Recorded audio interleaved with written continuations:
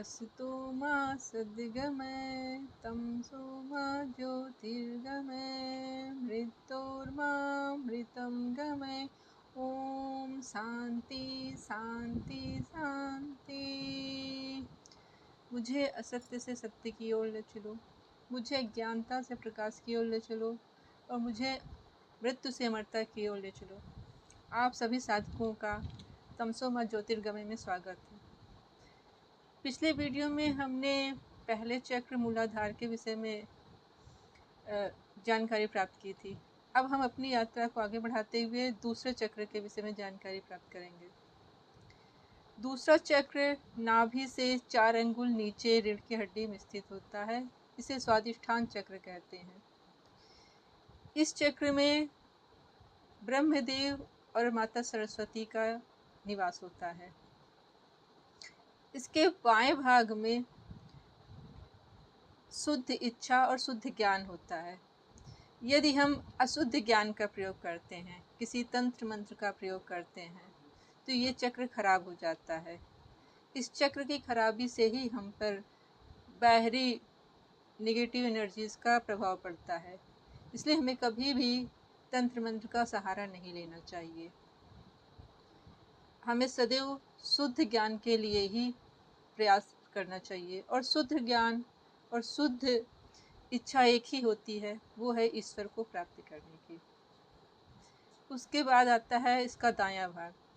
दायां भाग बौद्धिक क्षमता को प्रदर्शित करता है।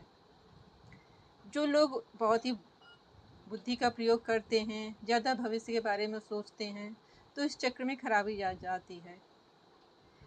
इस चक्र की खराबी से लीवर, किडनी, पैंक्रियाज आदि की बीमारियां होती हैं। इसलिए हमें भविष्य की ज़्यादा चिंता नहीं करनी चाहिए। और मध्य का भाग रचनात्मकता का होता है। ब्रह्मदेव क्या हैं? इस सृष्टि के रचनाकार हैं। उनकी प्रेरणा से इस पूरी सृष्टि की रचना हुई है। उनकी मुख्य शक्ति क्या है? रचना शक्ति। तो इस चक्र के जागृत होने में हमारे अंदर रचनात्मकता आती है, कलात्मकता आती है। आपने देखा होगा कि कई बच्चे उसी कार्य को कितने कुशलता से, कितने अलग तरीके से करते हैं। जैसे इसमें आप छोटे से छोटे कार्य को भी देख सकते हैं।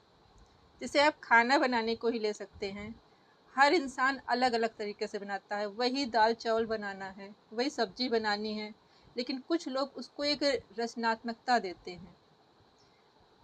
बात हुई घर के कामों की, सिलाई कढ़ाई या कोई अन्य कार्य हो, ड्राइंग हो, पेंटिंग हो, कुछ भी हो, इन सब में भी रचनात्मकता आती है। जिन बच्चों का ये चक्र जागृत होता है वो हर कार्य को कलात्मक रूप देते हैं। इस चक्र को जागृत करने के बाद आप पर किसी प्रकार की बाहरी आपदाओं का प्रभाव नहीं पड़ता है और आपके हर कार्य में एक रचनात्मकता आती है और एक सरलता आती है। और ये चक्रों का जागरण मात्र साधना के ही द्वारा संभव है। इसलिए अपने स्वास्थ्य का ध्यान रखने के लिए आप स्वयं साधना के मार्ग पर आगे बढ़िए। मेरे साथ बने रहने के लिए मेरे चैनल को लाइक, सब्सक्राइब कीजिए और शेयर कीजिए। यदि आप मेरे साथ मिलकर इस मार्ग में बढ़ना चाहते हैं, अपनी यात्रा को आगे बढ़ाना चाहते हैं, तो नीचे दिए गए हुए टेलीग्राम चैनल को आप ज्वाइन कीजिए। आपका यहाँ तक बने रहने के लिए बहुत बहुत धन्यवाद।